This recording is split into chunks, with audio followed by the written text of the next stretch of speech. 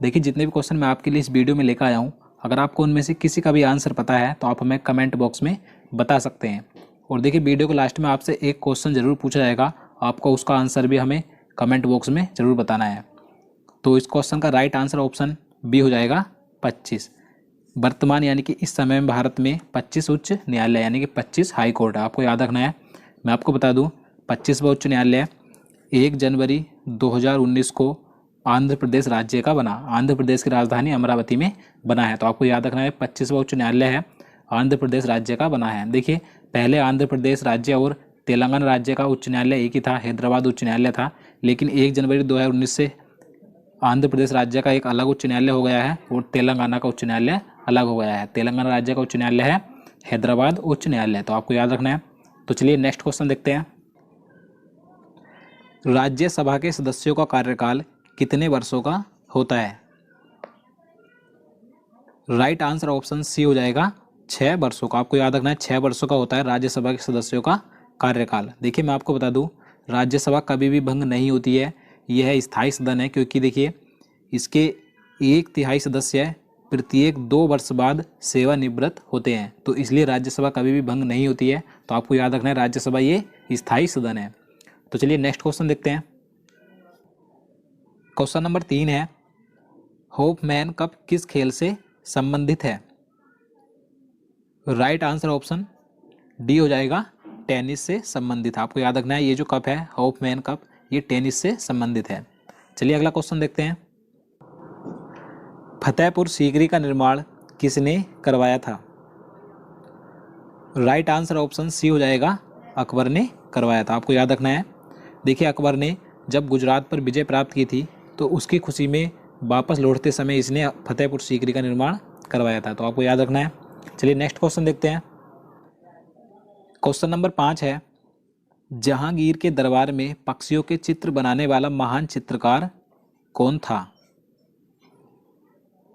Right answer option B हो जाएगा मंसूर। आपको याद रखना है जहांगीर के दरबार में जो पक्षियों के चित्र बनाने वाला महान चित्रकार था उसका नाम मंसूर था। और देखिए यहाँ से एक क्वेश्चन अधिकतर एग्जाम में पूछा जाता है कि चित्रकला का स्वर्णकाल किसके शासनकाल को कहा जाता है? तो आपको याद रखना है जहांगीर के शासनकाल को ही चित्रकला का स्वर्णकाल कहा जाता है। तो चलिए नेक्स्ट क्वेश्चन देखते हैं। टीबी रोग की रोकथाम के लिए कौन सा टीका लगाया जाता है?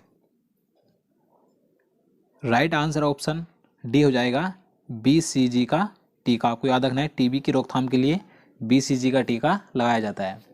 चलिए अगला क्वेश्चन देखते हैं। क्वेश्चन नंबर 7 है, प्लासी के युद्ध के समय बंगाल का नवाब कौन था? राइट आंसर ऑप्शन बी हो जाएगा सिराजुद्दौला। आपको याद रखना है उस समय बंगाल का नवाब सिराजुद्दौला था। देखिए प्लासी का युद्ध 23 जून 1757 ईस्वी को अंग्रेजों तथा बंगाल के नवाब सिराजुद्दौला के बीच लड़ा गया था। इस युद्ध में अंग्रेजों ने सिराजुद्दौला को हरा दिया था और देखिए उस समय अंग्रेजों का नेतृत्व रॉबर्ट क्लाइव ने किया था, तो आपको याद रखना है। चलिए नेक्स्ट क्वेश्चन देखते हैं। पेरियार राष्ट्रीय उद्यान किस जानवर के लिए प्रसिद्ध है?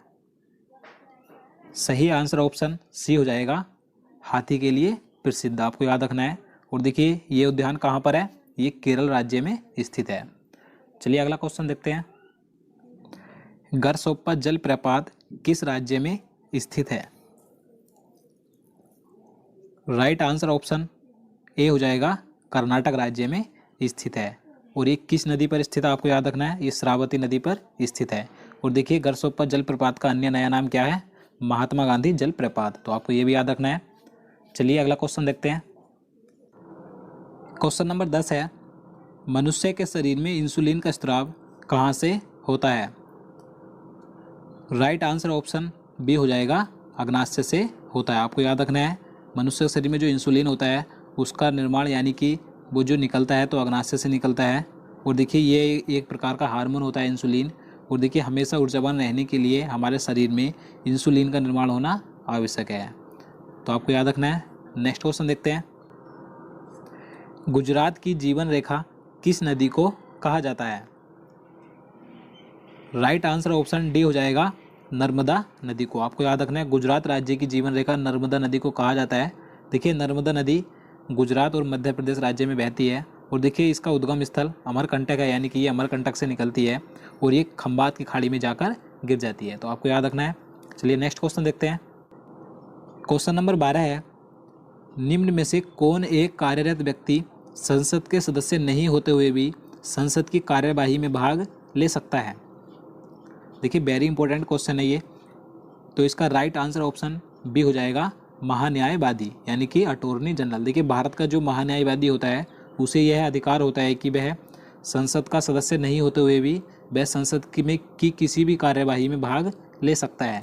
और देखिए महान्यायवादी की नियुक्ति राष्ट्रपति के द्वारा की जाती है। तो आपको याद रखना है। चलिए अगला क्वेश्चन देखते हैं। मानव शरीर का ब्लड बैंक किसे कहा जाता है?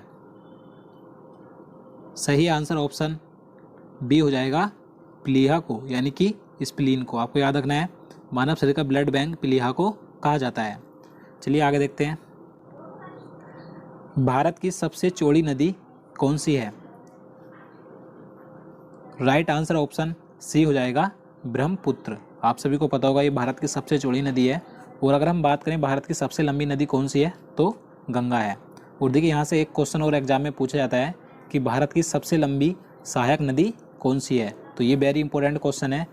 तो आपको याद रखना है, भारत की सबसे लंबी सहायक नदी यमुना है। ये किसकी सहायक नदी है? तो ये गंगा की सहायक नदी है। तो चलिए नेक्स्ट क्वेश्चन देखते हैं। क्वेश्चन नंबर 15 है, अंतर्राष्ट्रीय मजदूर दिवस कब मनाया जाता है?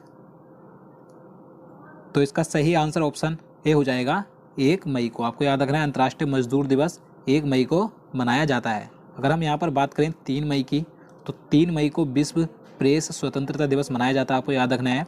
और 8 मई को विश्व रेड क्रॉस दिवस मनाया जाता है। और 21 मई को भारत में आतंकवाद विरोधी दिवस मनाया जाता है। तो आपको ये चारों दिवस याद रखने हैं, वेरी इंपॉर्टेंट है। तो चलिए नेक्स्ट क्वेश्चन देखते हैं। पेनिसिलिन की खोज किसने की थी? राइट आंसर ऑप्शन ए हो जाएगा, ए फ्लेमिंग ने, यानी कि अलेक्जेंडर फ्लेमिंग ने पेनिसिलिन की खोज की थी। आपको याद रखना है। और यहाँ पर बात करें बी पास्कल की, तो इन्होंने कैलकुलेटर की खोज की थी। और विलियम हार्वे ने, मैं आपको पहले कई बार बता चुका हूँ, इन्होंने रक्त परिवहन की खोज की थी। और यहाँ पर बात करें माइकल फेराडे की, तो इन्होंने डायनेमो की खोज की थी। तो आपको ये चारों याद रखने हैं। तो चलिए नेक्स्ट क्वेश्चन देखते हैं। पोलियो रोग में शरीर का कौन सा अंग प्रभावित होता है? राइट आंसर ऑप्शन सी, तंत्रिका तंत्र। आपको याद रखना है। और अगर हम बात करें पोलियो रोग के टीके की खोज किसने की थी, तो आपको याद रखना है, जॉन ई साल्क ने की थी। तो ये वेरी इंपॉर्टेंट है, तो आप इसे याद रखिएगा। तो चलिए नेक्स्ट क्वेश्चन देखते हैं। हैजा रोग किसके कारण होता है?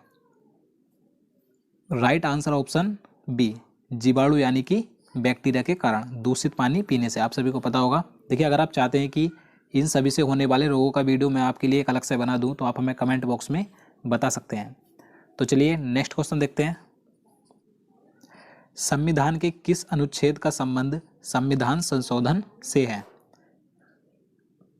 राइट आंसर ऑप्शन बी, अनुच्छेद 368। अनुच्छेद 368 में संविधान संशोधन का प्रावधान किया गया है। आपको याद रखना है।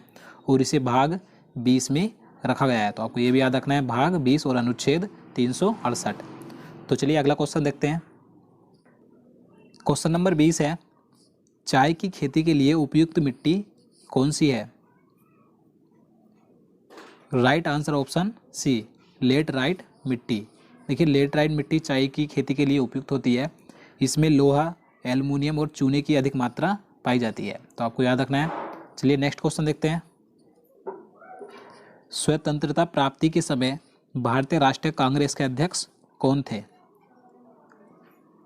राइट आंसर ऑप्शन सी, जेबी कृपलानी। आपको याद रखना है, जिस समय भारत आज़ाद हुआ था स्वतंत्रता प्राप्ति के समय, उस समय भारतीय राष्ट्रीय कांग्रेस के अध्यक्ष जेबी कृपलानी थे। नेक्स्ट क्वेश्चन देखते हैं। क्वेश्चन नंबर 22 है, भारत की 22 राजकीय भाषाओं को किस अनुसूची में रखा गया है? राइट आंसर ऑप्शन बी, 8वीं अनुसूची में। आपको याद रखना है, जो भारत की कुल 22 राजकीय भाषाएं हैं उन्हें 8वीं अनुसूची में रखा गया है। नेक्स्ट क्वेश्चन देखते हैं। सत्यार्थ प्रकाश के लेखक कौन थे? Right answer option A, Swami Dayanand Saraswati. आपको याद रखना है। और देखिए इनके बारे में एग्जाम में कई क्वेश्चन पूछे जाते हैं, तो मैं आपको बता देता हूँ देखिए इनके बचपन का नाम मूल शंकर था और इन्होंने एक नारा दिया था, वेदों की ओर लौटो। तो आपको ये भी याद रखना है। और देखिए इन्होंने 1875 ईस्वी में आर्य समाज की स्थापना की थी और इन्हें भारत का मार्टिन लूथर भी कहा गया है। तो आपको ये सभी पॉइंट याद रखने हैं, वेरी इंपॉर्टेंट है। तो चलिए नेक्स्ट क्वेश्चन देखते हैं। राज्य हड़प नीति किससे संबंधित है? Right answer option B, lord Dalhousie से। आप सभी को पता होगा इसके बारे में, राज्य हड़प नीति से ये किसने की थी? लॉर्ड डलहौजी ने की थी। नेक्स्ट क्वेश्चन देखते हैं। तो आज का हमारा आपसे सवाल है, किस टीम ने 2019 का संतोष ट्रॉफी खिताब जीता है? देखिए ये क्वेश्चन मैं आपको पहले करंट अफेयर्स के वीडियो में करवा चुका हूँ, तो आपको इसका राइट आंसर आपको मैं कमेंट बॉक्स में